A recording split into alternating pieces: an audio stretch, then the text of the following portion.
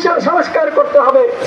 আমরা বারবার বলছি প্রতিরক্ষা সংস্কার কমিশন গঠন করতে হবে। সেনাবাহিনীর সংস্কারের প্রয়োজন নাই। আপনি সচিবালয়ের সংস্কার করবেন, আপনি পুলিশের সংস্কার করবেন, আপনি শুধু ডিজিএফআই এবং সেনাবাহিনীর কোনো সংস্কার করবেন না। এইটা কি হতে পারে?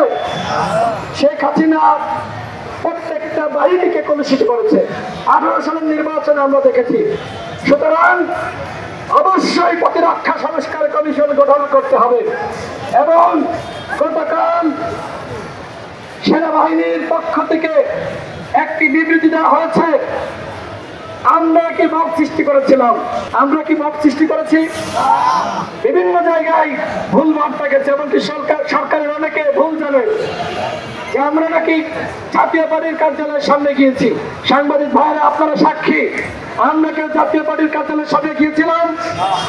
আমরা আমাদের কার্যালয়ের সামনে অবস্থান করছিলাম। আমাদের কার্যালয়ের সামনে আমরা সাংবাদিক সম্মেলন করার প্রস্তুতি নিচ্ছিলাম।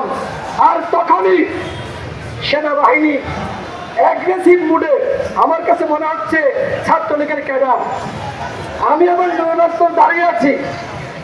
কারণ আমাদের মধ্যে এক ধরনের আস্থার জায়গা ছিল যে আমাদের দেখলে সেনাবাহিনী পুলিশ তারা হামলা চালাবে না, কারণ এই সরকার আমাদের সরকার। কিন্তু দেখলাম যে আমরা দাঁড়িয়ে আছি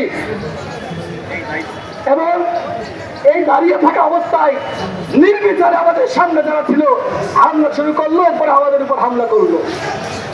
নূরুল্লাহপুরকে আপনারা দেখেছেন কিভাবে তার নাক ফাটিয়ে দেওয়া হয়েছে, তার চোখ ফাটিয়ে দেওয়া হয়েছে, তার বুকের উপর সেনাবাহিনী কিভাবে ওই বুট জুতা দিয়ে পালিয়েছে। আমাদের সেনাবাহিনীর কাজ এটা হতে পারে? এমনকি তার মাথায় বাড়ি দেওয়া হয়েছে, সেই বাড়ি আমাদের আরেকজন ছাত্র নেতার মাথায় লেগেছে।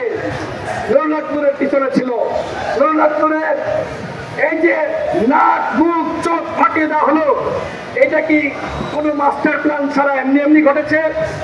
নূরুল্লাহপুরকে মাস্টার প্ল্যান করে হত্যার উদ্দেশ্যে গতকাল আমাদের উপর হামলা করা হয়েছে।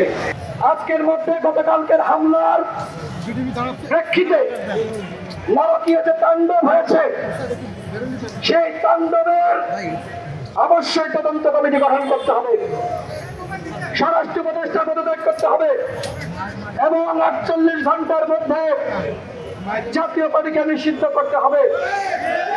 আমরা এখন একটি বিক্ষোভ মিছিল করব এবং এই মিছিল হবে শান্তিপূর্ণ। কেউ কোনো উস্কানিতে হাতে পা দিবেন না। আমরা একটি রাজনৈতিক দল, আমরা এদেশের আইনে বিশ্বাস করি, আমরা দেশের শান্তিতে বিশ্বাস করি। সুতরাং আমাদের যে নির্দেশনা, আমরা যেদিকে যাব আমাদেরকে ভালো করবেন। অনেকে মিছিলের মধ্যে ঢুকে নানান ধরনের চক্রান্ত করতে পারে।